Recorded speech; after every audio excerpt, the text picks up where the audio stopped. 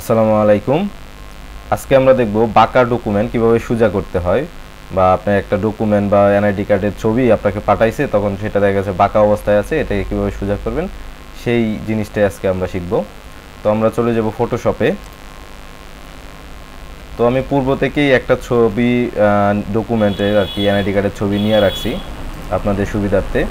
প্রথমে আমরা চলে যাব ক্রপ টুলে।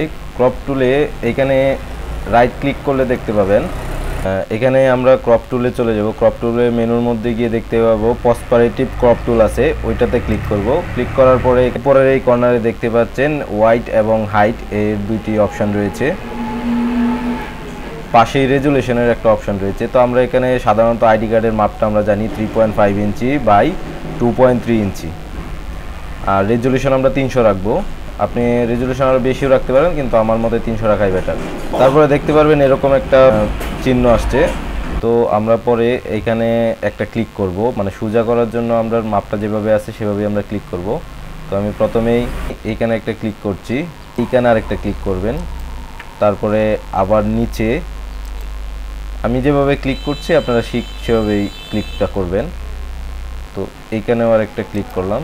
ক্লিক করার পরে দেখতে পাচ্ছেন একটা সিলেকশনের মতো হয়ে গিয়েছে। তো তারপরে ইন্টারে ক্লিক করবেন। ইন্টারে ক্লিক করার পরে দেখেন বাঁকা আইডি কার্ডটা একদম সোজা হয়ে গেছে। এখন আপনি ইচ্ছা করলে এটাকে নতুন আরেকটা পেজে দিয়ে প্রিন্ট করে নিতে পারবেন। ঠিক এভাবে আপনারা কপি করে নিজের ইচ্ছা মতো প্রিন্ট করে নিতে পারবেন।